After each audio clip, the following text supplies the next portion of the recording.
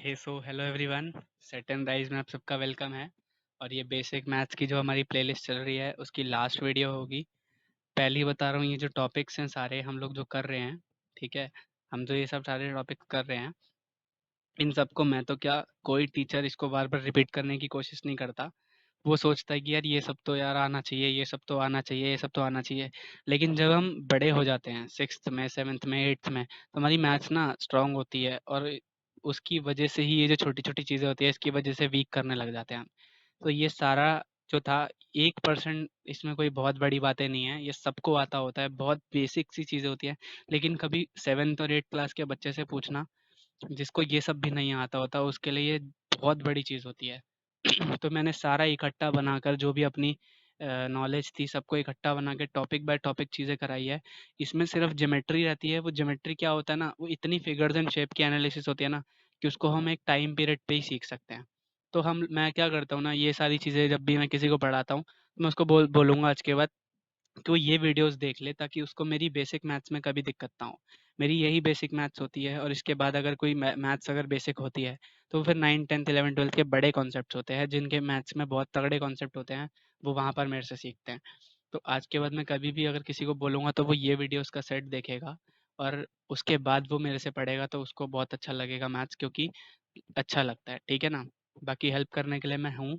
Channel को आप subscribe कर लेना, मेरी लाइक शेयर कर देना, सब कुछ कर देना भाई, और शेयर कर देना कुछ फ्रेंड्स के साथ, आपकी सबकी हेल्प हो जाएगी। और ये बिल्कुल कह रहा हूँ, सबकी हेल्प करने के लिए ही बनाई है वीडियो, ओके? तो लास्ट वीडियो है, हम लोग उसमें छोटे-छोटे टॉपिक्स हैं, मैंने बताया था ना एलसीएम पढ़ाऊँगा, वही टॉपिक आज हम पढ़ेंगे। लेकिन उससे पहले एक चीज़ जो हमारे को काम पड़ती है, वो होता है डिविजिबिलिटी टेस्ट। लिखो डिविजिबिलिटी टेस्ट। ये सारी ना बेसिक चीज़ें होती हैं। हम बोलते हैं भाई बॉडमास तो आता ही है। अरे कैसे आता है? किसी ने सिखाया ना हो तो कि उसको कैसे आता होगा? सब यहाँ लिखा है। देख लेना, सब कुछ पढ़ा है, 11-12 वीडियो जो भी बनाई हैं। ठीक है? पहली चीज़ है डिविजिबिलिटी ऑफ 10 सीखेंगे।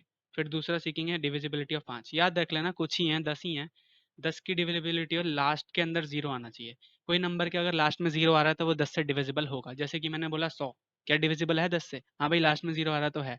मैंने बोला 220, 2000 2020, क्या ये 10 से डिविजिबल है? हाँ है। कर मैंने बोला 2021, क्या ये 10 से डिविजिबल है? नहीं। तो सोचो 2021 नहीं है, क्योंकि लास्ट में 0 नहीं है। सिमिलरली 5 है, तो 5 कब डिविजिबल होगा कोई नंबर 5 से? जब लास्ट में या तो 0 हो या 5 हो, तभी होगा। ठीक है? थर्ड पॉइंट है, 2 से कोई नंबर डिविजिबल कौन सा है? जब लास्ट का नंबर जो है वो इवन नंबर हो। इवन नंबर मतलब 2, 4, 6, 8, और इवन 0 भी आ जाता है। 0 इवन और ऑड मैं मानता नहीं हूँ कि कुछ भी है, लेकिन 0 होता है तो वो नंबर भी लास्ट में 2 से डिविजिबल होता है। जैसे 10 2 से डिविजिबल है, हाँ भाई, 2 1 2, 2 5 10, डिवाइड काम आ गया यहाँ पे। अब सारी चीज़ें काम आती चली जाएंगी, वर्ड प्रॉब्लम सॉल्व करना अब बराबर से सॉल्व होंगी, क्योंकि वंस ट्वाइस डबल वबल सब पढ़ा दिया है। ठीक है? फोर्थ चीज़ है फोर्थ चीज़ है 3। 3 से कोई नंबर कब डिविजिबल होता है? याद रखना, 3 और 9 का एक कॉम्बिनेशन है, ऊपर लिखता हूँ, ये तो नी नोट करो। अगला है पॉइंट नंबर फोर्थ, वो है थर्ड। 3, 3 से कोई नंबर डिविजिबल कब होता है? जैसे मैंने बोला 23, क्या 3 से डिविजिबल है? नहीं। 21 नहीं, कैसे पता चला? 2 और 1 को जोड़ो, 3 आया, क्या 3 3 से डिविजिबल है? हाँ है, 1 पे है, तो आया। यानी कि डिजिट के सम करो। मैंने कोई बड़ा सा नंबर लिखा 4232, इन सारी डिजिट्स का ये नंबर चेक करना है, 3 से डिवाइड हो सकता है कि नहीं। सारी डिजिट का सम करो, 4 5 6 7 8 9 10 11, क्या 11 3 से डिविजिबल है? नहीं। इसका मतलब ये नंबर भी 3 से डिविजिबल नहीं है। सेम ये 9 के साथ होता है, सारे नंबर को सम करो। 11 11 क्या 9 से डिविजिबल है? नहीं। तो ये नंबर भी पूरा 11 9 से डिविजिबल नहीं है। तो 9 और 3 की डिविजिबिलिटी ऐसे चेक करते हैं कि sum of the numbers digits, sum of the digits of number, ये डिविजिबल बाय 3 होना चाहिए। राइट लगा दिया, मतलब होना चाहिए। पांचवा, 9 का भी यही होता है कि सम ऑफ द डिजिट्स वो डिविजिबल बाय 9 होना चाहिए। ठीक है? 9 और 3 के अंदर समझ में? हाँ। अब आता है सिक्स पॉइंट, वो होता है 6। 6 क्या आंसर होता है भाई? जो 2 एंड 3 का साथ लगाया ना, मतलब जो 2 के अंदर पढ़ाया था, 2 का क्या होता है और 3 का क्या होता है, दोनों का सेटिस्फाई कर रहा है, तो वो 6 से भी करेगा। अब याद रखना, एंड का मतलब होगा बोथ एक साथ होने चाहिए, एक साथ। अगर एक जैसे 2 से करा, 3 से नहीं करा, तो 6 से नहीं होगा। तो ये याद रखना, एक साथ होगी सिचुएशन। ठीक है? तभी मान्यता है। ऐसे 6 पॉइंट समझ में आ गए। अगला पॉइंट नंबर 7, पॉइंट नंबर 7 है कि कोई नंबर 4 से डिविजिबल है कि नहीं। 4 से क्या करना है कि जैसे मैंने बोला 4323 2, या मान लो 28 लिख दिया लास्ट में। लास्ट के ना दो नंबर चेक करना, अगर ये 4 से डिवाइड हो सकते हैं तो ये पूरा नंबर भी 4 से हो जाएगा। काट के देख लो चाहे तो। 28 4 से डिविजिबल है, 4 6 24, 4 7 28, तो ये पूरा नंबर भी 4 से कट जाएगा। 4 1 4, 4 1 4, यहाँ पे बचा 0, 3 उसके 4 7 28, 4 8 32। ठीक है, और ध्यान से देखो फिर से 0 और 4 7 28, कट गया ना पूरा पूरा। बहुत बढ़िया। तो डिविजिबिलिटी के अंदर क्या होगा 4 की लास्ट 2 डिजिट नंबर जो फॉर्म हुआ, लास्ट की उन डिजिट से जो लास्ट की 2 डिजिट से नंबर फॉर्म हुआ वो डिविजिबल बाय 4 होना चाहिए। अच्छा, एट्थ पार्ट क्या है? एट्थ है 8 पे ही। अगर 8 की क्या होगी, ऐसी ही 8 की भी होती है कि लास्ट से 3 डिजिट देखो, लास्ट से 3 डिजिट देखो वो डिविजिबल बाय 8 होना चाहिए। ऐसे नाइन्थ होता है 25 का। 25 को कैसे होएगा कि लास्ट से 2 डिजिट देखो, लास्ट से 2 डिजिट देखोगे तो वो डिविजिबल बाय 25 होना चाहिए। 25 का तो टेबल आता है ना, बहुत आसान होता है। 25 जोड़ो, फिर 50, फिर 75, 75, फिर 100, फिर 125। 25 का टेबल तो इतना आसान होता है, ये तो याद ही हो जाता है मन से, है ना। इसीलिए 25 से डिविजिबल हम डायरेक्ट देख सकते हैं। लास्ट के दो नंबर देख लेना। 8 का कैसे मालूंगा कि 4312, लास्ट के नंबर्स देखो क्या 8 से डिविजिबल है। लास्ट के 3 याद रखना, इस पे तो 2 2 और इस पे 3 होता है। 8 से काटो पूरा नंबर देखते हैं। 312 पहले देखते हैं, लास्ट के 3 नंबर्स 8 से हैं। 8 1 8, 8 0 से 0 शुरुआत के तो एक साथ ले सकते हैं। 8 1 8, 8 2 16, 8 3 24, और बचा कितना 7, 72 जहाँ पे बचा 72, तो 8 0 फिर आ जाएगा, 7 उसके बाद चला जाएगा। ठीक है, 72 पे किस पे जाएगा, 8 1 8, 8 5 40, 8 6 40, 8 7 56, 8 8 64, 8 9 72। बहुत बढ़िया, यानी कि 39 पे पूरा चला गया। इसका मतलब ये पूरा नंबर भी 8 से कट जाएगा। ध्यान से देखो कैसे। 43 बचा रहे, 8 7 8 1 8 5 40। ठीक है, 3 बचा, 8 8 7 8 2 16, 8 3 24, बचा कितना 7, 8 9 72, कट गया ना पूरा नंबर। इसी तरीके से पूरा कट जाएगा। ठीक है, और लास्ट डिविजिबिलिटी होते है 11 की। ये याद रखना, 11 का इंपॉर्टेंट होता है, किसी किसी को याद होता है, किसी किसी को नहीं होता। आज ही याद कर लेना। 11 की डिविजिबिलिटी कैसी होती है 10th पॉइंट पे। इसमें क्या होता है कि हम लोग ना जैसे मान ले चलते हैं 4323, हम क्या करते हैं, ये देखो ये 1 प्लेस पे है, ये 2 प्लेस पे है, ये 3 प्लेस पे है, ये 4 प्लेस पे है। तो हम लोग क्या चेक करते हैं कि ऑड पे देखते हैं। ऑड पे ये हो गए ऑड प्लेसेस पे। ठीक है, ये किस पे हो गए हमारे ऑड प्लेसेस पे, और ये दोनों किस पे हो गए इवन प्लेसेस पे। तो हम याद रखना इसमें क्या करते हैं कि sum of digits at odd place, उसमें से माइनस करते हैं sum of digit at even place. अगर ये डिवाइड बाय 11 है तो 11 से डिवाइड हो जाएगा। ठीक है, कैसे? इन दोनों का सम करो ऑड का, 3 + 3 9, माइनस करा इन दोनों का सम 6, 9 - 6 कितना होता है 3।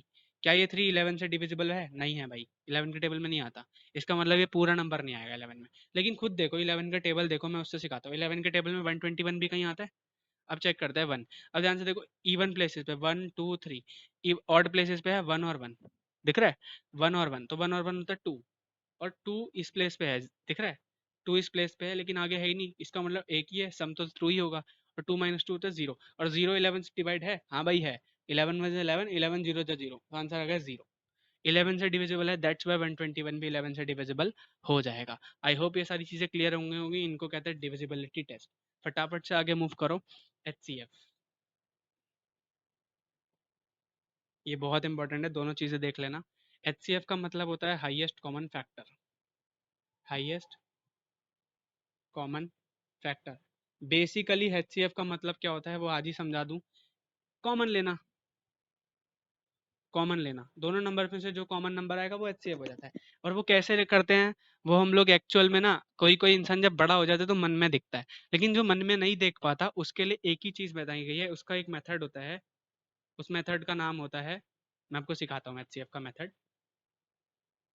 ब्रैकेट में लिख रहा हूँ कॉमन लेना। ठीक है, इसका एक छोटा सा मेथड होता है, उस मेथड का नाम होता है प्राइम फैक्टराइजेशन। क्या होता है? Prime factorization, prime factorization. सोचो अब ये टॉपिक क्या होता है, इस टॉपिक में क्या होता है, जैसे कि मैंने मान के चलो लिखा HCF निकालना है मुझे, क्वेश्चन वाइज देखते हैं 2 का और 3 का।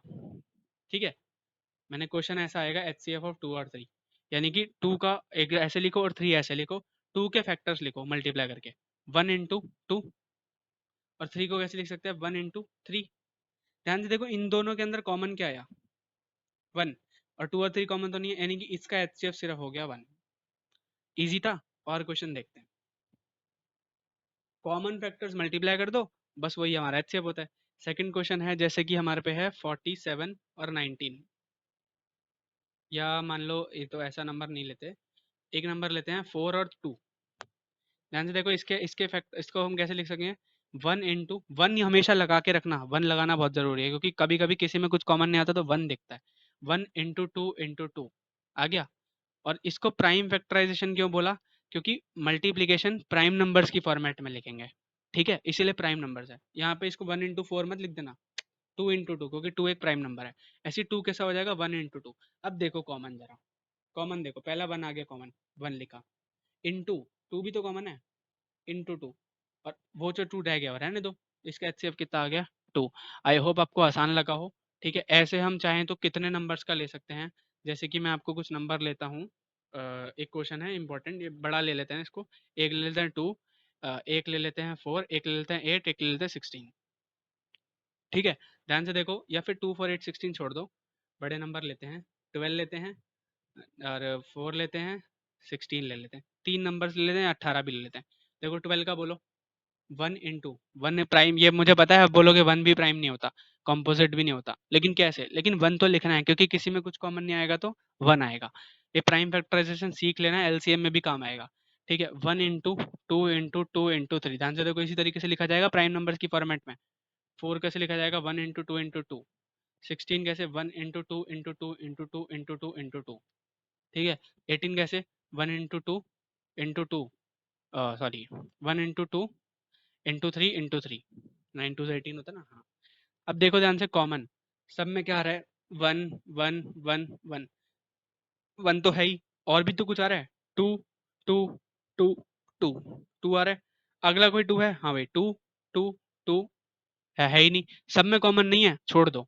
3 आ रहा है, 3 यहाँ पे नहीं है, छोड़ दो, यानी कि इसका HCF सिर्फ कितना आ जाएगा, 2। सब में कॉमन देखते हैं, याद आ गया HCF का मतलब। अगर HCF आ गया तो आप जरा अगला देखो, LCM।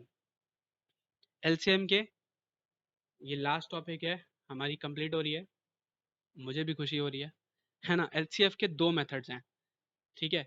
इसका पहला मेथड है जो हम अभी तक सीखते आए हैं, प्राइम फैक्टराइजेशन, ठीक है। प्राइम फैक्टराइजेशन, अब प्राइम फैक्टराइजेशन कैसे, देखो मैंने बोला LCM, LCM का एक मतलब बताता हूँ, ठीक है। LCM का मतलब होता है, लिखवा देता हूँ, पहले कॉमन वाले मल्टीप्लाई करके लिखो, उसी तरीके से पहले कॉमन वाले मल्टीप्लाई करके लिखो, जो कॉमन आ रहे हैं पहले उनको मल्टीप्लाई करके लिख लो, ठीक है।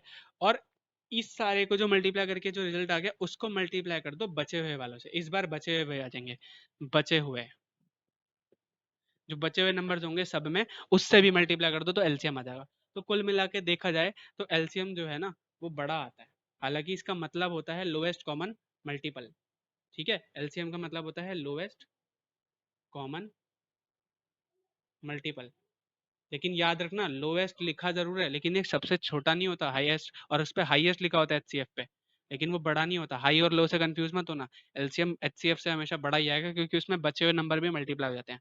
जैसे अब क्वेश्चन देखते हैं डायरेक्ट, पहला क्वेश्चन है 2 और 3, ध्यान से देखो इसका LCF बोलो, इसका 1/2, इसका हो जाएगा 1 इंटू 3। पहले कॉमन क्या आया, 1, कॉमन वाला सिर्फ एक बार लिखना है, ऐसे नहीं 1 को भी 2 बार लिख दिया, नहीं। फिर बचा क्या 2 और यहाँ पे 3, तो इसका कॉमन LCM कितना आ जाएगा, 6। अगला क्वेश्चन देखो 2 और 4, अगर 2 और 4 का मेरे को लेना है तो इसका मैं लिखूंगा 1 इंटू 2, इसको लिखूंगा 1 इंटू 2 इंटू 2। एक बार कॉमन क्या आया, 1, दूसरी बार कॉमन क्या आया, 2, कॉमन वाला एक बार लिखा और जितना बचा उसको लिख दो, तो इसका HCF कितना आ जाएगा, LCM कितना आ जाएगा, 4। इजी था। अच्छा, अगर मेरे को 17 और 19 का लिखना हुआ तो तीसरा क्वेश्चन है, 17 और 19 का। ध्यान से देखो, 17 को लिखूंगा 1 इंटू 17, 19 को लिखूंगा 1 इंटू 19। कॉमन कितना आया? 1। 17 और 19 अलग अलग बचा, तो 17 क्योंकि कॉमन तो आया नहीं, तो 17 अलग से लिख दिया, 19 अलग से लिख दिया, इसको सॉल्व कर देना, आंसर आ जाएगा। आई होप आपको क्लियर हो गया होगा। दूसरा अगर मैं एक सिखाऊं तो बड़े वाला सिखा देता हूँ, एलसीएम। अगर बड़ा वाला एलसीएम जो पहले लिया था, याद है? 4, 6, 12 और 18। अगर ये है तो 4 का अंदर लिखेंगे 1 इंटू 2 इंटू 2। 6 को अब तो ये लिखना सीख गए होगे, 1 इंटू 3 इंटू 2 इंटू 3। 12 को 1 इंटू 2 इंटू 2 इंटू 3। और 18 को 1 इंटू 2 इंटू 3 इंटू 3। कॉमन देखो क्या आया, 1 1 1 1। 1 लिख लिया, मल्टीप्लाई 2 2 2 2। 2 लिख लिया, मल्टीप्लाई फिर 2। आगे है ही नहीं, इसका मतलब वहीं छोड़ देंगे, अब कुछ कॉमन नहीं आएगा, क्योंकि ऊपर देखो ना, इस ऊपर कुछ बचा ही नहीं, दिख रहा है ना, नहीं बचा। इसका मतलब अब 2 तो लिख ही देंगे, इंटू 2। यहाँ पर क्या बच रहा है? 3 इंटू 3। यहाँ पे क्या बच रहा है? 2 इंटू 3। यहाँ पे 2 इंटू 3 पूरा बच रहा है, और यहाँ पे कितना बच रहा है? 3 इंटू 3 इंटू 3 इंटू 3। एलसीएम देखो, 2 2 जा 4, 4 3 जा 12, 12 2 जा 24, और 9 और 9, 3 3 9 3 27। तो 24 इंटू 27, इसका जो भी आंसर आएगा वो इस पूरे का एलसीएम हो जाएगा। मैं बहुत फास्ट पढ़ा गया, आई नो, लेकिन कोई बात नहीं, इसको झेलना, बर्दाश्त करना, ठीक है। इसका मेथड नंबर 2 सिखा रहा हूँ एलसीएम का, और यही लास्ट टॉपिक है हमारा, ठीक है। फटाफट डालो मेथड 2।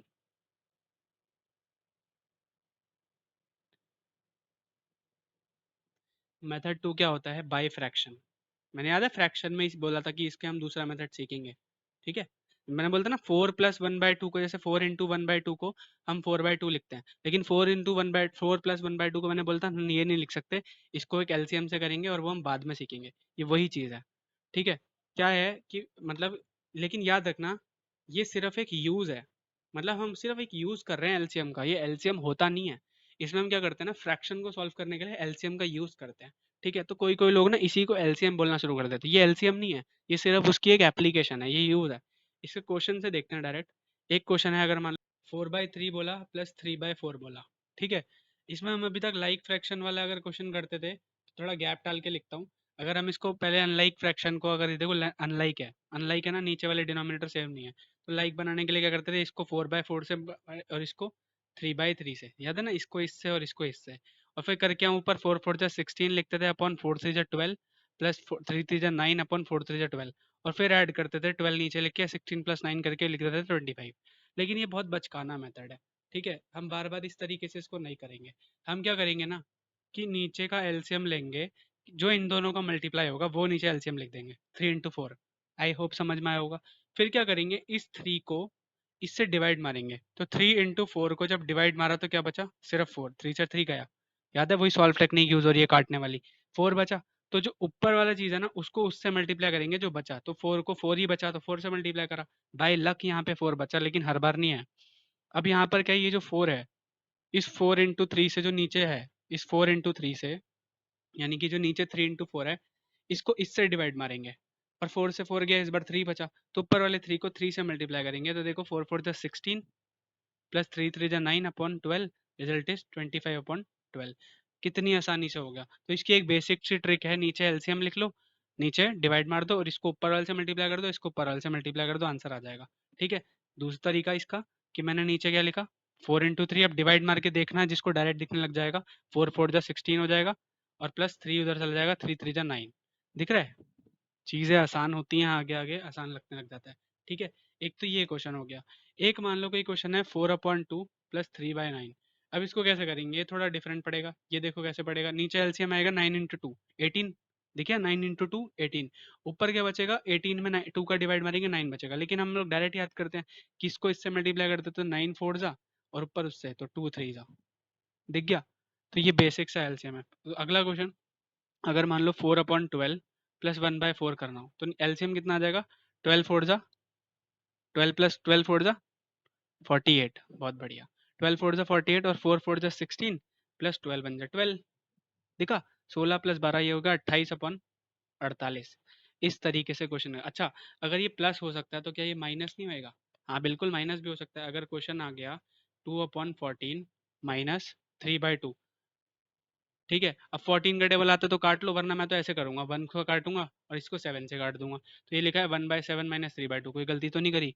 ऊपर देखो, यहाँ पे 2 माइनस 7 2 14 और अपॉन में 7 2 14। मैंने इस बार नीचे वाला ना ही लिखे, बिना ही कर दिया कि इसको उससे और इसको उससे। ठीक है, और ऊपर देखो 14 - 2 करना है या 2 - 14 करना है?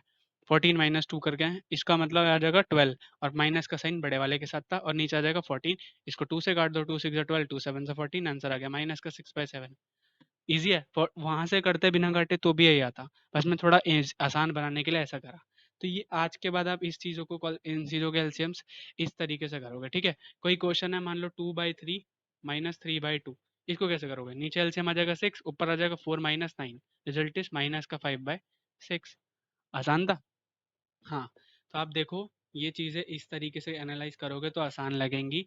हमने ये जो भी चीज़ें सीखी, जितना भी हमने कुछ करा, को-प्राइम नंबर सारा, वो प्राइम नंबर सारी चीज़ें, ये सारा एक मैथ्स का ट्रिक होता है, टेक्निक होता है। आई होप आपको क्लियर हो। हम यहाँ पर अपना ये बेसिक मैथ्स का सेशन बंद करते हैं, ठीक है? कुछ आपसे बातें बोलनी है, वो मैं आपको अभी बोल के ख़त्म करूँ कि ये सारी चीज़ें सच में मैं बोल रहा हूँ बहुत बेसिक हैं, और ये आना चाहिए इन चीज़ों को अच्छे से एनालाइज़ करना। कोई डाउट आए तो मुझसे पूछना, ठीक है?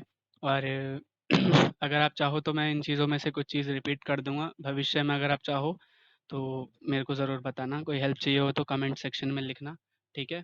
और मैं आपके साथ हमेशा हूँ। Wish you all the very best.